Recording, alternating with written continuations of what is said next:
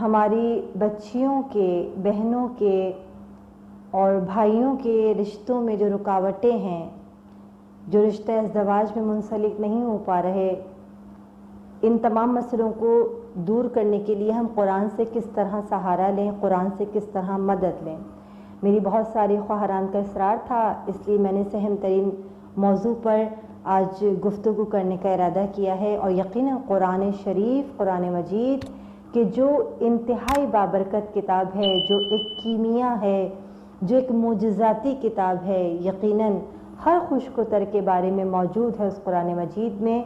قرآن دانائی رکھتا ہے، فکر و فہم کی دعوت دیتا ہے سمجھنے والوں کو۔ بس آج ہم نے اس اہم ترین موضوع کے لیے قرآن مجید کی ایک سورے کا سہارا لیا ہے، مدد لی ہے، کہ جو انتہائی خوبصورت مجرب ترین دعا ہے۔